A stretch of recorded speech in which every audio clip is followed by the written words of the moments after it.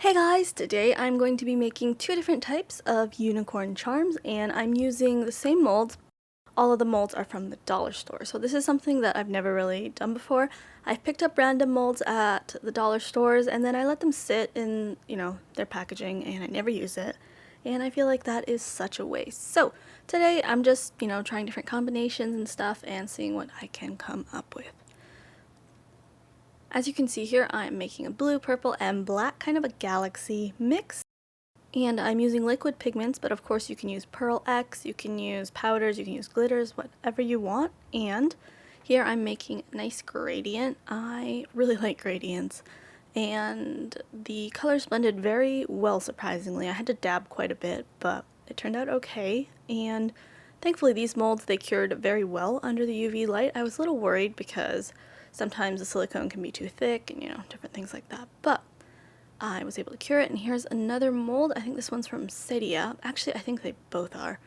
But this was kind of a bezel-ish, gear cog mold, and at first I had no clue what I wanted to do with it. But then I came up with the idea to layer pieces, and that's something I've been really interested in, testing out some different 3D type of resin pieces because I think it looks cool. But anyway, here are the pieces that I came up with, and they turned out very nicely. I had to trim a little bit of the excess, but that's not a big deal. There is my first one.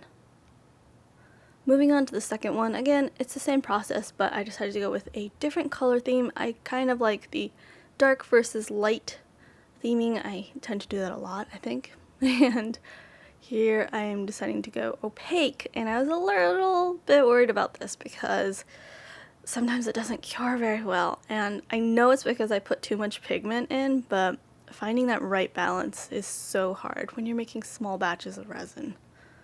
But anyway, I tried to do kind of a main look here, and I think it turned out okay. I was worried it was going to kind of bleed into the white, but putting the pink in first and then doing the white seemed to help push the color to the sides.